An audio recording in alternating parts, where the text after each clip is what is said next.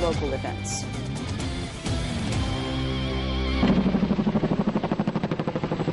As helicopters flew over downtown Toledo, police officers, firefighters, and members of every branch of the military stood side by side.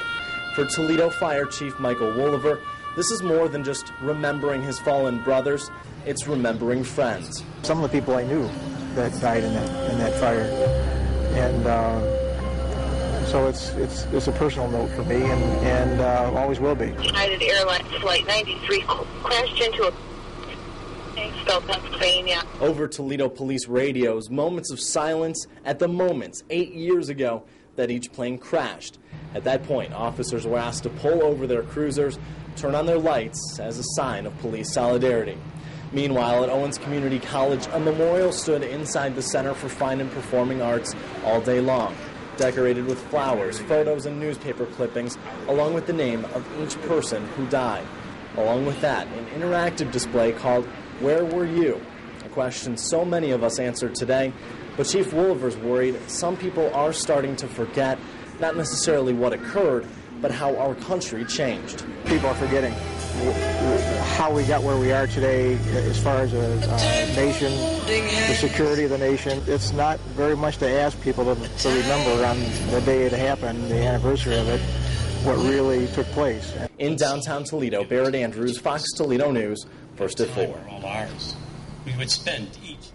A moment of silence marked the 8th anniversary of 9/11 in New York City. Mourners bowed their heads in silence around 10:29 a.m. today, marking the time the Second World Trade Center tower collapsed.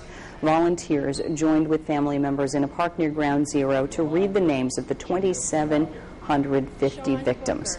A ceremony was also held in Shanksville, Pennsylvania, where a hijacked jet crashed into a field to avoid hitting buildings in Washington, D.C.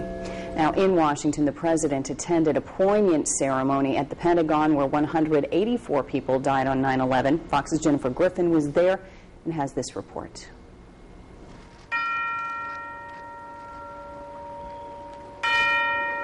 At the White House, President Barack Obama stood silent with staffers at 8:46 a.m., the exact time the first plane hit the World Trade Center.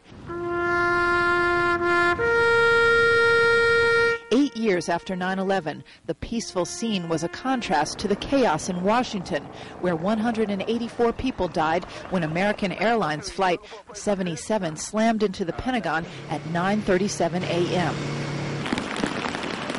At the site of the crash, the commander-in-chief placed a wreath near the Pentagon Memorial before greeting family members who stood in the rain to honor their loved ones.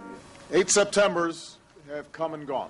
Mr. Obama reminded families that the fight against al-Qaeda goes on and said the work of protecting America is never done. Let us renew our resolve against those who perpetrated this barbaric act and who plot against us still. In defense of our nation, we will never waver. The defense secretary echoed the president, thanking the military for its service and expressing grief to the families. Because of the sacrifice of thousands more since that day, we remain a strong and free nation. The president also said one way to honor the victims of 9/11 is to serve. More than a dozen cabinet secretaries will be commemorating the day by participating in a National Day of Service. At the Pentagon, Jennifer Griffin, Fox News.